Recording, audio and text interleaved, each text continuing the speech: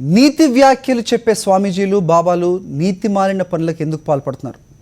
ఎంతగానో నమ్మే భక్తుల మనోభావాలతో ఎందుకు ఆడుకుంటున్నారు? ఇహ పరాలకు అతీతంగా వ్యవహరించాల్సిన స్వామీజీల్లో ఈ చపల చిత్తం దేనికి సంకేతం? భక్తులది మూఢనమ్మకమా? మూర్ఖంగా ప్రవర్తించే స్వామీజీలు బాబాలది మూర్ఖత్వం? స్వామీజీలు బాబాలంటే భారతీయులకు చాలా భక్తిభావం. సామాన్యులు, సామాన్య జనమే కాదు, విఐపీలు కూడా వారిని భక్తి ప్రపత్తులతో ఆరాధిస్తుంటారు. కానీ ఆ స్వామీజీలు బాబాలు మాత్రం వివాదాలకు కేర్ ఆఫ్ అడ్రస్ గా మారుతున్నారు. నాటి చంద్రస్వామి నుంచి నేటి సాధ్వి రాధేమా వరకు అందరిది ఇదే కథ. నమ్మిన వారిని అయోమయానికి గురి చేయడం స్వామీజీలు బాబాలకే చెల్లింది. గడిచిన వారంగా రాధేమా మీడియాలో తెగ హల్చల్ చేస్తున్నారు. సాధ్వీమణులంటే నిరాడంబరంగా ఉంటారని భావించే వారికి రాధేమా నిజంగా ఓ షాకే. దట్టంగా మేకప్, ఒంటి నిండా ఆభరణాలు, హీరోయిన్ కి తక్కువేమీ ఉండరు ఈ వివాదాస్పద మాతాజీ. బాలీవుడ్ మొత్తం ఈ మాతాజీ ముందు మోకరిల్లుతుందంటే ఆమెకున్న పాపులారిటీ ఎలాంటిదో అర్థం చేసుకోవచ్చు. దుర్గాదేవికి ప్రతిరూపం రాధేమా అని ప్రచారం చేస్తుంటారు ఆమె భక్తజనం. కానీ ఇంతమంది భక్తజనం ఉన్నా ఈ మాతాజీ తాను సామాన్యురాలినేనని తన చేష్టల ద్వారా నిరూపించుకున్నారు. రాగద్వేషాలకు అతీతంగా ఉండి ధర్మ ప్రవచనాలు చేయాల్సిన మాతాజీపై ఇప్పుడు ఆరోపణలు వెల్లువెత్తుతున్నాయి. తనను చంపుతానని మాతాజీ, ఆమె అనుచరులు బెదిరిస్తున్నారని ఓ మహిళ, కట్నం కోసం తనను వేధించారని మరో మహిళ ఈ సాధ్వి సుందరిమణిపై పోలీసులకు ఫిర్యాదు చేశారు. ముందస్తు బెయిల్ను కింది కోర్టు తిరస్కరించడంతో పోలీసు విచారణకు హాజరయ్యారు రాధేమా. పోలీసు విచారణ సాగుతుండగానే బాంబే హైకోర్టు మాతాజీకి 15 రోజుల పాటు ముందస్తు బెయిల్ మంజూరు చేసింది. గుజరాత్లోని కచ్లో 7 ఆత్మహత్యకు కారణమని రాధేమాపై ఆరోపణలున్నాయి. హర్యానాకు మరో బాబా గుర్మిత్ రామ్ రహీం సింగ్. పేరే కాదు, ఆయన వ్యవహార శైలి కూడా చాలా డిఫరెంట్ గా ఉంటుంది. ఆధ్యాత్మికాన్ని సిల్వర్ స్క్రీన్ పై చూపిన ఘనుడియన. ఆయన నడిపే సామాజిక ఆధ్యాత్మిక సంస్థ డేరా సచ్చా సౌథా పేరిట అనేక గిన్నిస్ రికార్డులున్నాయి. తాజాగా ఈయన మెసెంజర్ ఆఫ్ గాడ్ పేరుతో ఓ సినిమా నిర్మించి భక్తజనం ముందుంచారు. గొప్ప సేవా కార్యక్రమాలు చేపడుతున్నానని ఘనంగా గుర్మీత్ రామ్ రహీం చెప్పుకున్నా అనేక వివాదాలు ఆయన వెన్నంటి ఉన్నాయి. ముంబైలోని బాబా రాక సందర్భంగా ఆయన బాడీగార్డులు జరిపిన కాల్పుల్లో ఓ సిక్కు మరణించాడు. అయితే ఈ కేసుకు సంబంధించి తగిన సాక్ష్యాధారాలు లేకపోవడంతో రామ్ రహీం బాబా 14 మంది అనుచరులను కోర్టు విడిచిపెట్టింది. ఇక లైంగిక వేధింపుల కేసులు కూడా ఉన్నాయి. తెహల్కా నిర్వహించిన పరిశోధనలో సిర్సాలోని బాబా గుర్మీత్ రామ్ రహీం సింగ్ ఆశ్రమం దుర్మార్గాలకు అడ్డా అని ఆరోపించింది. అంతేకాదు, గుర్మీత్ రామ్ రహీంపై అత్యాచారం, హత్యా కేసులున్నాయని తెహల్కా ఆరోపించింది. హర్యానాకు చెందిన మరో బాబా సంత్ రాంపాల్. హర్యానాలోని బర్వలాలో ఈ స్వామీజీ ఆశ్రమం ఉంది. 12 ఎకరాల సువిశాల స్థలంలో ఉన్న ఈ ఆశ్రమం పేరుకే ఆశ్రమం, కానీ నిజానికది ఓ విలాసవంతమైన అంతఃపురం. స్వామీజీ అత్యంత ఖరీదైన కార్లలోనే విహరిస్తారు. హర్యానా, ఉత్తరప్రదేశ్, రాజస్థాన్, మధ్యప్రదేశ్, పంజాబ్, ఢిల్లీలో దాదాపు 25 లక్షల మంది అనుచరులున్నారు రాంపాల్ బాబాకు. సొంతంగా ఫేస్బుక్ పేజ్, యూట్యూబ్ ఛానల్ కూడా ఉన్నాయి. ఇదంతా ఓ కోణమే. ఆర్య సమాజ్కు చెందిన ఒకరి హత్యకు బాబా కారణమనే ఆరోపణలున్నాయి. కోర్టు విచారణకు హాజరు కావాలని ఆదేశించిన 42 సార్లు ఎగ్గొట్టిన ఘనత సంత్ రాంపాల్ సొంతం. ఇక తప్పనిసరి పరిస్థితుల్లో అరెస్టు చేసేందుకు పోలీసులు ఆశ్రమానికి వచ్చేసరికి దాన్ని కంచుకోటలా మార్చేశారు రాంపాల్ అనుచరులు. ఆశ్రమంలోకి అడుగు పెట్టేందుకు 10 రోజులు పట్టింది పోలీసులకు. ప్రస్తుతం ఈ సంత్ జైల్లో సేద తీరుతున్నారు. అత్యంత వివాదాస్పదమైన మరో స్వామి ఆసారాం బాబు. దేశవ్యాప్తంగా 425 ఆశ్రమాలు, 50కి పైగా గురుకులాలతో పెద్ద ఫాలోయింగ్ ఉంది ఈ స్వామీజీకి. దాదాపు 2 ఏళ్లుగా జైల్లో మగ్గుతున్నారు. జోధ్పూర్ ఆశ్రమంలో ఓ బాలికను లైంగికంగా వేధించారనే ఆరోపణలున్నాయి ఆసారాం బాపుపై. ప్రవచనాలేమో గాని ఆసారాం బాపు వివాదాస్పద కామెంట్లు చేసి నాలిక కరుచుకున్నారు. నిర్భయ అత్యాచార ఘటనపై స్పందించిన ఆసారాం, ఆ అమ్మాయి రేపిస్టులను అన్నయ్య అని పిలిచి ఉంటే ఆ ఉపద్రవమే వచ్చి ఉండేది కాదని సందేశమిచ్చారు. స్వామివారు, ఆయన కుమారుడు 700 ఎకరాల స్థలాన్ని కబ్జా చేశారనే ఆరోపణలపై ప్రస్తుతం విచారణ జరుగుతోంది.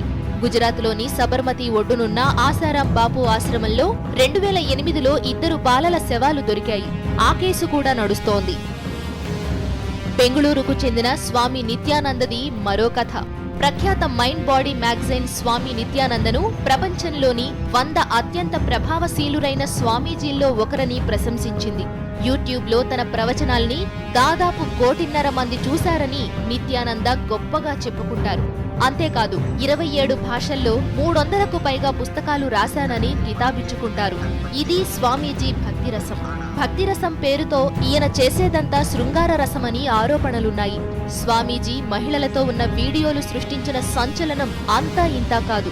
నిత్యానందను భక్తితో కొలిచిన వారంతా స్వామివారి రాసలీలలు చూసిన తరువాత అగ్గి మీద గుగ్గిలమయ్యారు. నిత్యానందపై ప్రస్తుతం కోర్టులో కేసుల విచారణ జరుగుతోంది. మరో వివాదాస్పద స్వామి చంద్రస్వామి. సాధారణ భక్తులకు ఈ స్వామీజీ కరుణా కటాక్షాలు దొరకవు. రాజకీయ దురంధరులే ఈయన భక్తగణం. మాజీ ప్రధాని పివి నరసింహారావు, చంద్రస్వామి మధ్య అనుబంధం రాజకీయంగా ఎంతో దుమారం రేపింది. 1996లో చంద్రస్వామిని అరెస్టు చేశారు. రాజీవ్ గాంధీ హత్య కేసులో కూడా చంద్రస్వామికి ప్రమేయముందనే ఆరోపణలున్నాయి. రాజీవ్ హత్యపై విచారణ జరిపిన జైన్ కమిషన్ తన నివేదికలో ఓ అధ్యాయాన్ని చంద్రస్వామికి కేటాయించింది. మొత్తానికి ప్రతి స్వామీజీ వెనుక ఓ వివాదం ఉంటుందన్నది వాస్తవం. అసలు ఈ స్వామీజీలు వివాదాస్పదమవడానికి కారణమేంటి? పేరు ప్రఖ్యాతులు రాగానే బాబాలు, స్వామీజీలు పెడదారి పడతారా? చేస్తున్నవి పాడు పనులైనా అది గుర్తించని చిత్తభ్రమలోకి వెళ్లిపోతారా? ఇంతకీ తప్పు చేసేది ఎవరు? పిచ్చిగా నమ్మే భక్తులా? ఆ మూఢభక్తిని క్యాష్ చేసుకునే స్వామీజీలదా?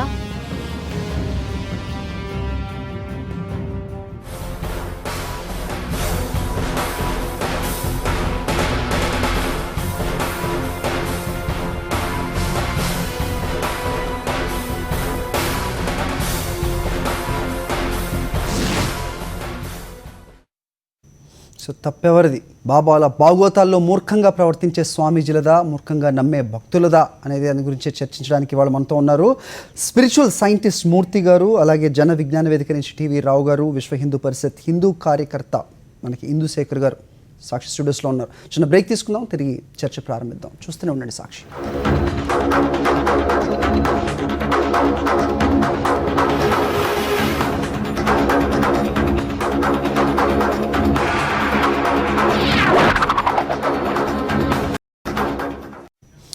Welcome back to Fourth Estate. నీతి వ్యాఖ్యలు చెప్పే స్వామీజీలు, బాబాలు నీతి మాలిన పనులకు ఎందుకు పాల్పడుతున్నారు? ఎంతగానో నమ్మే భక్తుల మనోభావాలతో ఎందుకు ఆడుకుంటున్నారు? ఇహపరాలకు అతీతంగా వ్యవహరించాల్సిన స్వామీజీల్లో చపల చిత్తం దేనికి సంకేతం? భక్తులది మూఢ నమ్మకమా? మూర్ఖంగా ప్రవర్తించే స్వామీజీలు, బాబాలది మూర్ఖత్వం? ఇదే అంశంపై చర్చిస్తున్నాం మనం. స్పిరిచువల్ సైంటిస్ట్ మూర్తి గారు మరోసారి పరిచయం చేస్తాను. టీవీ రావు గారు జన విజ్ఞాన వేదిక నుంచి, అలాగే విహెచ్పి హిందూ కార్యకర్త ఇందుశేఖర్ గారు మనతో ఉన్నారు. సో మూర్తి గారు, సో ముఖ్యంగా ఈ బాబాలు అప్పుడు చంద్రస్వామి నుంచి తీసుకుంటే ఇప్పుడు రాధేమా వరకు కూడా అనేక వివాదాలు వాళ్ళు చుట్టుముడుతూ ఉన్నాయి. సో బాబాలు ఎవరైనా పేరు చెబితేనే వీళ్ళు ఈ రోజు కాకపోయినా రేపు ఏదో ఒక కాంట్రవర్సీ ఉంటుంది అనే స్థాయికి రావడం, దీన్ని ఇంకా గుడ్డిగా ప్రజలు కానివ్వండి, లేకపోతే సెలబ్రిటీస్ కానివ్వండి, దీన్ని వాళ్ళు వౌట్ చేస్తూ ఉండడం, ఈ ట్రెండ్ ఏ విధంగా చూడాల్సిన అవసరం ఉంది? అసలు స్వామీజీకి ఉండాల్సిన లక్షణాలు ఏంటి అంటే మీరేం చెప్తారు సార్? ముందుగా ఈ ట్రెండ్ అడిగారు, ఇది జాతి చేసుకున్న దురదృష్టం. అక్కడి నుంచి ప్రారంభిద్దాం. భారతీయ సమాజం విలువలతో, మానవతా విలువలతో కూడా నడుస్తుంది. విలువలు ఏమిటంటే ఒక సామాజిక మర్యాద, ఒక ఉదాత్త వ్యక్తిత్వం, మనం బతికున్నంతకాలం ఒక రోల్ మోడల్గా, మనం మరణించిన తర్వాత కాలం అనేటువంటి ఇసుక ఎడారి మీద మన పదముద్రలు వేసుకుంటూ మన తర్వాత వచ్చేటువంటి తరానికి ఒక దిశానిర్దేశం చేసే దిశగా ఈ భారత జాతి చరిత్ర అలా రాయబడింది, అలా నడుస్తూ ఉన్నది. అయితే ఈవేళ ఆధ్యాత్మికత అనేటువంటిది ఒక విచిత్రమైనటువంటి రూపాన్ని తీసుకుంది. దానిలో బాబాలదా, వారి ఫాలోయర్స్న, దానికి ఆ మాటకి జవాబు చెప్పే ముందు ఒక మాట, ప్రబోధం, ప్రచారం, ప్రసారం, 3 మాటలు ఉన్నాయి. భారత జాతి చరిత్ర సుమారు మనకు తెలిసినంత వరకు కలియుగం ఏదో 5400 సంవత్సరాలు వచ్చిందని కనుక అనుకుంటే, మొన్నటి వరకు కూడా ప్రబోధ రీతిలో సాగింది. ఎవరో పెద్ద ఆయన కూర్చొని చెట్టు కిందో గుళ్ళోనో మంచి మాటలు చెప్పి జరిగిపోయిన చరిత్రలో నుంచి ఉదాత్త పురుషుల కథలు చెప్పి, అదిగో ఆయన చెడ్డ పని చేసినందువల్ల ఇబ్బందులు పడ్డాడు, మంచి పని చేసినందువల్ల పురాణ పురుషోత్తముడైనాడు, ఉత్తముడైనాడు, ఇప్పటికి కూడా గౌరవాన్ని అందుకుంటున్నాడని ఒక పెద్ద మనిషి చెప్పేవాడు. ఆ ప్రబోధాన్ని ఆ జాతి అందుకుంది. తర్వాత కాలం మారింది. ఇది ప్రచార యుగం. ఈ ప్రచార యుగంలోకి వచ్చేప్పటికీ భారతీయమైన సనాతనమైన ఆర్షమైనటువంటి ఒక ధర్మం ప్రచార దిశలోకి వెళ్ళిపోయింది. ఎప్పుడైతే కన్జ్యూమరిజం వైపు ఇది వెళ్ళిపోతుందో ఇటువంటి అన్వాంటెడ్ థింగ్స్ అన్ని జరుగుతుంటాయండి. అయితే మరి మూడో స్థాయి ఒకటి ఉంది. అంటే మీరు చెప్పిన మంచి ప్రబోధం నుంచి ప్రచారానికి దిగిందని చెప్తున్నారు. సో ప్రబోధం ఏదైతే మంచి ఉందో అది ప్రచారం జరిగితే మంచిదే కదండి. జరగటం లేదు. అది చెప్పగలిగిన స్థాయి కలిగిన వాళ్ళు తగ్గిపోతున్నారు. దానివల్ల ధర్మానికి, ఆ ధర్మాన్ని ఆచరించే వాళ్ళకి, ఈ ధర్మం ప్రకారం కనుక వెళితే సమాజం చక్కగా నడుస్తుంది అని ఒక నమ్మకం ఉన్నవాడికి ఆ విశ్వాసం నెమ్మదిగా పోతున్నది. ఆ పోవటానికి కారణం ఇదిగో ఇటువంటి అప్పుడప్పుడు ప్రధానంగా చాలా దురదృష్టం కూడా ఏంటంటే, ఏ హిందూ ధర్మం, ఏ సనాతన ధర్మం ఈ ప్రపంచానికి మానవత్వాన్ని బోధించిందో, మానవుడు తప్ప మరొక మాధవుడు లేడని ఖచ్చితంగా చెప్పిందో, ఈవేళ మానవుడికి మాధవుడికి సీమారేఖ చెరిగిపోయింది. మానవుడు తనను తాను మాధవుడిగా సంభావించుకుంటున్నాడు. అంటే సనాతన ధర్మంలో మాట ఏముందంటే, ఏనకేనా ప్రకారేణ యశ కశ్యాపి దేహిన సంతోషం జనయేత్ ప్రాజ్ఞ తదేవ ఈశ్వర పూజనం. అంటే ఏది అది మాత్రమే ఈశ్వర పూజ అంటే, సనాతన ధర్మం ఏం చెప్పిందంటే, ప్రతి మనిషికి ఓ ప్రజ్ఞ ఉంది. ఓ సైన్స్ అవ్వచ్చు, ఇంకోటి అవ్వచ్చు. నీకున్నటువంటి ప్రజ్ఞ ద్వారా ఈ ప్రపంచంలో ఉన్న, నీ చుట్టూ ఉన్నటువంటి ఆ చిన్న ప్రపంచంలో ఉన్న వ్యక్తులకు గనక సేవ చేయగలిగితే, మంచి మాట ద్వారా, మంచి సాంగత్యం ద్వారా, మంచి ప్రబోధం ద్వారా, దానిని మించిన ఈశ్వర పూజ లేదు అని సనాతన ధర్మం చాలా రేషనల్గా మనకు ఒక డైరెక్షన్ ఇచ్చింది. కానీ దాని స్వరూపం మారిపోయింది. మారిపోయిందని చెప్తున్నారు ఇందుశేఖర్ గారు. మీరు చెప్పండి. సో సనాతన ధర్మం ఒక విధంగా ఏ విధంగా చెప్తుంది, అలాగే ప్రబోధం నుంచి ఇప్పుడు ప్రచారానికి ఏ విధంగా ఇది ట్రాన్స్ఫార్మ్ అయ్యింది, అలాగే ఈ ట్రెండ్లో బాబాల నిజస్వరూపాలు బయటపడడం, దీని ద్వారా ఎవరన్నా నిజంగానే ప్రబోధించే ఒక మంచి స్వామీజీ ఉంటే గనక వాళ్ళ వైపు కూడా వేలెత్తి చూపించే టైం వచ్చింది, ఆ పరిస్థితి వచ్చింది. దాన్ని ఏ విధంగా చూడాలి? రామకృష్ణ పరమహంస ఈనాటి సమాజంలో గత 100-200 సంవత్సరాల్లో మహాపురుషుడిగా గుర్తింపబడ్డాడు. 100-200 సంవత్సరాల్లో మనం జరుగుతున్న చేంజెస్ ఏదైనా చూస్తే కనుక 100-200 సంవత్సరాలు తక్కువేం కాదండి. రామకృష్ణ పరమహంస ఏం చెప్తారంటే, కామిని కాంచనలకి దూరంగా ఉండాలి అంటారు. ఎవరైతే ఆధ్యాత్మిక మార్గంలో పయనించాలనుకుంటున్నారో కామిని కాంచనలకి. స్వామి వివేకానంద కూడా అదే చెప్పారు. రమణ మహర్షి అట్లాగే ఉన్నారు, షిరిడి సాయిబాబా అట్లాగే ఉన్నారు. కామిగాక మోక్షగామి అని కాలేదు అనే దాన్ని కూడా సమర్థించేవాళ్ళు. అది వేమన పద్ధతి. కానీ రామకృష్ణ పరమహంస అంటే ఆధ్యాత్మికంగా చూసినట్లయితే ఇటువంటి వాళ్ళు కూడా ఉన్నారు. వాళ్ళ మధ్యన, అటువంటి మహాపురుషుల మధ్యన ఇట్లాంటి వాళ్ళు ఈ మధ్య కాలంలో కొంతమంది, కొన్నిసార్లు ఏమవుతుందంటే వీళ్ళకి భగవత్ కటాక్షం కానివ్వండి, లేకపోతే వాట్ ఎవర్, దానివల్ల కొంత అనుభవం వచ్చిన తర్వాత పేరు ప్రఖ్యాతులు, ముఖ్యంగా ధనము, ఇవన్నీ పెరిగిపోవడంతో దాంతో వాళ్ళ బుద్ధి వక్ర మార్గం పట్టే స్కోప్ ఎక్కువ ఉంది. ఒక మాట మాడారు ఇక్కడ. సో రావు గారు ఏమంటారు చూద్దాం. సో భగవత్ కటాక్షం వల్ల వాళ్ళు కొంచెం పేరు ప్రఖ్యాతులు వస్తాయి, ఆ తర్వాత మాత్రం బుద్ధి వక్రీకరిస్తుందని ఇందుశేఖర్ గారు కూడా చెప్తారు. నేను కాదు, రామకృష్ణ పరమహంస గారు చెప్తారు. సో భగవత్ కటాక్షం అనే దాని గురించి మాట్లాడాలంటే, ఇప్పుడున్న స్వామీజీల గురించి మాట్లాడితే ఆ పదం అసలు వాడచ్చు అంటారా? అది వాడే ధైర్యం ఏమైనా చేయొచ్చు అంటారా? డెఫినెట్గా మనకి మతం చెప్తున్న ధర్మం కానీ నైతిక విలువల గురించి మాట్లాడుకున్నప్పుడు నిజంగానే చాలా ఆనందం కలుగుతుంది. ఇక్కడ జరుగుతుంది ఏంటంటే, మనం వీళ్ళందరినీ అంటే ఆధ్యాత్మిక చింతన అనే దానికి పూర్తి విరుద్ధమైన అంశాలు ఏదైతే కీర్తి కాంత కనకాలకు దూరంగా ఉండాలని చెప్తున్నారో ఆధ్యాత్మిక వాదులు, అవన్నీ కూడా అక్కడే ఉంటున్నాయి. వేల కోట్ల రూపాయలు సంపాదించడం కానీ, కీర్తి కోసం పురాకులాడటం కానీ, ఇక అశ్లీల కార్యక్రమాలు జరగడం కానీ, ఇవన్నీ జరుగుతున్నప్పుడు ఈరోజు బయటకు వచ్చినప్పుడు మాత్రమే టీవీల్లో మనం మాట్లాడితే హిందూ మతాన్ని మరి కాపాడుకుంటున్నట్ట, అన్యాయం చేసుకుంటున్నట్ట. హిందూ మతానికి ఇంత చెడ్డ పేరు రావడానికి కారణం ఎవరైతే హిందూ మతాన్ని రక్షించాలనుకుంటున్నారో వాళ్ళు నోరు విప్పట్లేదు. అడిగితేనే మాట్లాడుతున్నప్పుడు కరెక్ట్ కాదు. ఇది జన విజ్ఞాన వేదిక బాబాల వల్ల హిందుత్వానికి దెబ్బ. అంతే కదా. ఈ రోజున జరుగుతున్న ఈ వికృతమైన కార్యక్రమాల్ని కాషాయ రంగు వస్త్రాలు వేసుకున్న ప్రతివాడు మావాడే అని కౌగులించుకున్న రోజున ఎందుకు గుర్తు రావట్లేదు? చెప్తున్నాం కదా, జన విజ్ఞాన వేదిక హేతువాదులు ఖండించడం కాదు, ఖండించాల్సింది ఎవరైతే హిందూ మతాన్ని రక్షించాలనుకుంటున్నారో వాళ్ళు మొట్టమొదట వీళ్ళని ఖండిస్తే బాగుండేది. ఇప్పటికి కూడా బయటికి రావట్లా.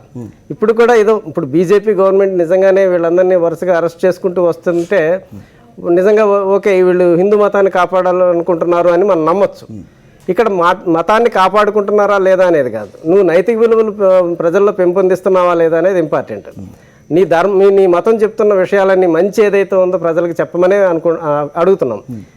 అంతేగాని మూఢనమ్మకాలను పెంచి సూడో సైన్స్ను కూడా తీసుకొచ్చి దాన్ని పుస్తకాల్లో కూడా పెట్టాలనుకుంటాం మాత్రం దౌర్భాగ్యమైన స్థితి. ఎందుకంటే ఈ దేశాన్ని అభివృద్ధి చెందాలని అనుకున్నప్పుడు మనం రాజ్యాంగంలో ఉన్న దాని ప్రకారం కూడా somewhere it is link to the politicians and politics అనేది మాత్రం సుస్పష్టంగా తెలుస్తుంది. ఆనాటి చంద్రస్వామి నుంచి ఇప్పటి వరకు కూడా రాజకీయ నాయకులు అలాగే పెద్ద పెద్ద సెలబ్రిటీలు కూడా క్యూలు కడుతుండడం, వాళ్ళని చూసి సాధారణ ప్రజానీకం ఎవరైతే ఉన్నారో వాళ్ళు మూర్ఖంగా వెళ్ళిపోవడం, దీని అంతటిని అరికట్టాల్సిన అవసరం ఎవరైతే ఇప్పుడు రావు గారు చెప్తున్నారో హిందుత్వాన్ని కాపాడుతాం అని చెప్పేవాళ్ళు, వాళ్ళ బాధ్యత కాదంటారు సార్? అది సామాన్య ప్రజానీకాన్ని ముందు సత్యం వచ్చినట్లయితే సత్యాన్ని ప్రజలు గుర్తిస్తారు, ప్రజలు దానికి స్పందిస్తారు. భారత రాజ్యాంగం కూడా సత్యమేవ జయతే ఉంటుంది. సత్యమేవ జయతే అనేది భారత రాజ్యాంగం చెప్పలేదు, అది మండుకోపనిషత్తులో అది భారత రాజ్యాంగం తీసుకుంది. అంటే సత్యం ఎప్పుడైతే బయటికి వస్తుందో దానికి జయం తప్పకుండా ఉంటుంది. ఇట్లాంటి దొంగ స్వామీజీలు కానీ దొంగ బాబాలు కానీ కనుక ఉన్నట్లయితే మనమేం ప్రచారం చేయక్కర్లేదు, ప్రజలే వాళ్ళ నుంచి దూరం వెళ్ళిపోతారు. జరగాల్సిన నష్టం అయితే భారీగా జరుగుతుంది. అంటే వాళ్ళు ఆస్తులు సంపాదించుకోవడం లేకపోతే కొంతకాలం భ్రమలో ఉంచగలుగుతారు, కానీ ఎల్లకాలము ఎల్లవేళలా అందరినీ మోసం చేయలేరు. వాళ్ళు ఆస్తులు సంపాదించుకోవడమే కాదు, అదే ఆస్తుల విషయం మనం కనుక వాళ్ళ పేరు ప్రఖ్యాతులు కనుక ఇప్పుడు ఇట్లాగా ఇన్సిడెంట్స్ అయినాయి అనుకోండి, ఆ తర్వాత వెనకాల వెళ్ళే వాళ్ళు ఎంతమంది ఉంటారు? అట్లా కాదు, మనం ఇది దశాబ్దాలుగా చూస్తున్నాం, కానీ ఈ రోజు ఆశ్చర్యకరంగా ఉంది. మూర్తి గారు మీ దగ్గర మీ బైక్ తీసుకున్నాం, చిన్న బ్రేక్ తీసుకున్నాం sir. Will come back and talk about this small break and fourth estate. Will be right back.